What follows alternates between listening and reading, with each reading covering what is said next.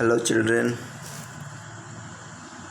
welcome back to my YouTube channel Times Study Center.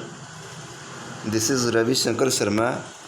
बच्चों, मैं आज आपके क्लास के लिए क्लास 10th के लिए 20 ऑब्जेक्टिव क्वेश्चंस लेकर आया हूँ और मुझे उम्मीद है कि यदि इस चैप्टर से आपके एग्ज़ाम में क्वेश्चन आता है तो इसमें से ज़रूर आएगा.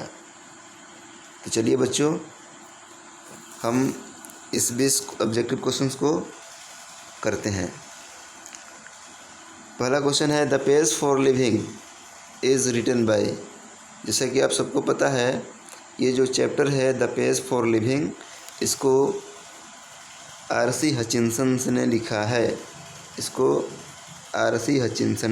है. चलिए क्वेश्चन नंबर 2 में देखते हैं. In the page for living the writer captures the agony of the Khalistan man. बच्चों, इस खालिस्तान में क्या भराएगा?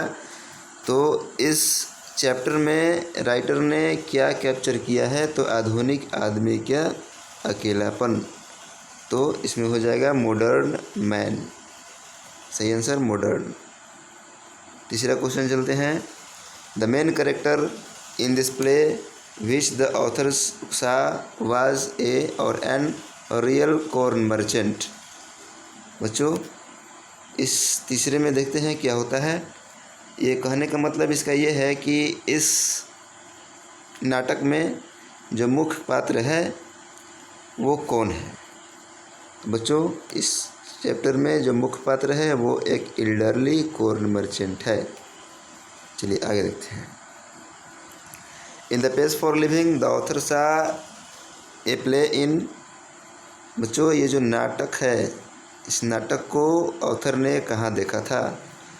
तो इस नाटक को ऑथर ने डबलिन में देखा था, जो कि आयरलैंड की राजधानी है. चलिए आगे देखते हैं.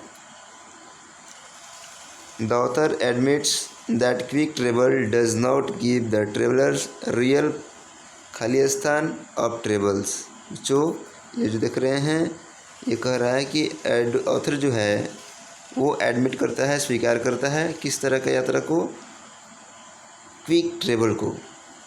लेकिन कहता है वो क्या कि उस तरह का जो यात्रा है वो हमारे इस वास्तविक आनंद को, ट्रेवल का जो वास्तविक आनंद है वो नहीं दे सकता है. यानी हम इसमें भर सकते हैं रियल प्लेजर. इसका आंसर होगा प्लेजर. चलिए आगे देखते हैं. The author finds himself in a hopeless situation when he goes to watch the cinema.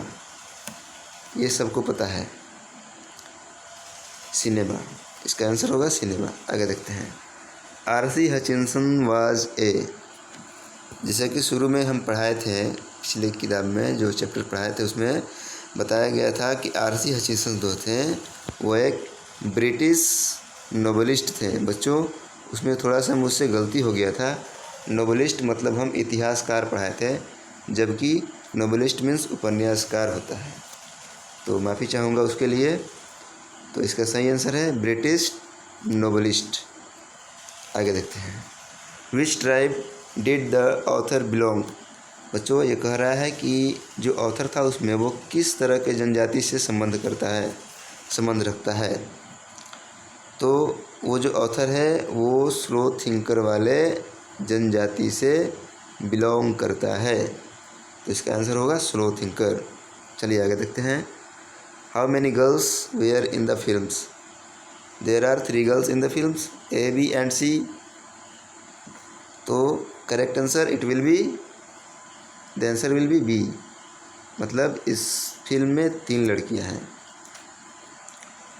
आगे देखते हैं. So's slow thinker have a disadvantages when it comes to earning ए.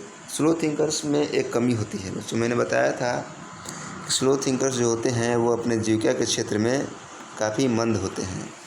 तो इसमें होगा लिविंग मीन्स जीविका भी होता है. तो स्लो थिंकर जो हैं वो अपने लिविंग के क्षेत्र में काफ़ी कमी पाए जाते हैं उनमें, है ना। आगे देखते हैं।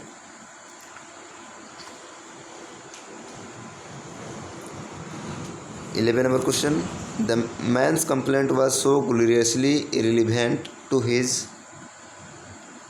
Dot dot. बच्चों, जैसे कि मैंने पढ़ाया था कि उस आदमी का जो शिकायत था वो इतने शानदार अप्रासंगिक था कि उसके अपने हालात से मेल नहीं कर रहे थे। यानी man's complaint was so gloriously irrelevant to his own situation. इसमें क्या भराएगा? Own situation. This is the correct answer, option number C, own situation. Next 12, question number 12, the speaker goes in a car at a very very important question children, it will be answered number A. The author speaker goes in a car at 90 miles an hour. yes, बच्चों author को पसंद है car में जाना और speed कितनी होनी चाहिए? 90 माइल्स पर आवर्स। बहुत मुख्य क्वेश्चन है, इसको याद रखना है। Next, the elderly corn merchant was a man of.